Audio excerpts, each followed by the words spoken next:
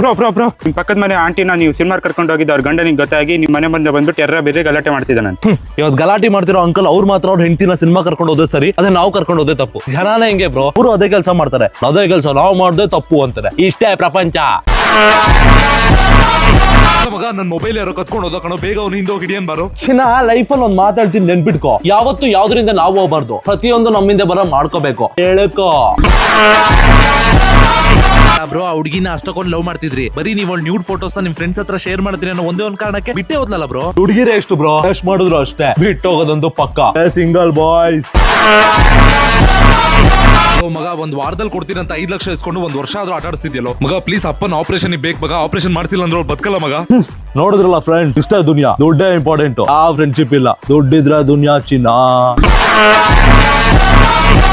ಮಗ ನಮ್ಮ ನೀನ್ ಬರೀ ಒಂದ್ ತಂಗಿನ ಮದ್ವೆ ಆಗ್ತೀನಿ ಅಂತ ನಂಬಿಸಿ ಮೋಸ ಮಾಡಿದ್ದಕ್ಕೆ ನಿನ್ ಫ್ರೆಂಡು ಅಂತ ನೋಡ್ತೀನಿ ನಿನ್ ಬಗ್ಗೆ ಊರ್ ತುಂಬಾ ನೆಗೆಟಿವ್ ಮಾತಾಡ್ತೀನಲ್ಲೋ. ನಮ್ಮನೇನೋ ಇದು ಅಷ್ಟೇ ಮಗ, ಜನ ಇಲ್ಲ ನೀನ್ ಎಷ್ಟೇ ಒಳ್ಳೇದ್ ಮಾಡೋದ್ರ ಬಗ್ಗೆ ಯಾರು ಮಾತಾಡಲ್ಲ, ಬಟ್ ಒಂದೇ ಒಂದ್ ನೆಗೆಟಿವ್ ಮಾತಾಡೋ ಅವ್ರು ತುಂಬಾ ನ್ಯೂಸ್ ಆಗುತ್ತೆ. ಖರಾಬ್ ದುನಿಯಾ ರೇ.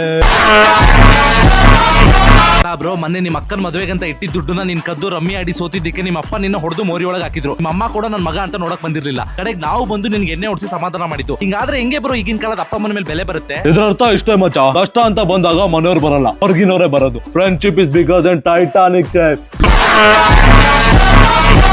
ನಮ್ಮ ಬ್ರದರ್ ಎಲ್ಲಿಗೆ ಹೋಗ್ತೀರಾ ಹಾರ ಇಟ್ಕೊಂಡು? ಇನ್ಸ್ಟಾಗ್ರಾಮ್ ಅಲ್ಲಿ ರೀಲ್ ಮಾಡಿ ಫೇಮಸ್ ಆಗಣತಿದ್ದೀನಿ ಬ್ರೋ. ಹಂಗ ಗೋರಿ ಆಗ್ದು ಸ್ಕಲ್ ಫೇಸ್ ತಗೋಬರಕ್ ಹೋಗ್ತಿದ್ದೀನಿ. ಹೌದಾ, ನಿಮ್ ಚಪ್ಪಲಿ ಸೈಜ್ ಏನು ಬ್ರದರ್?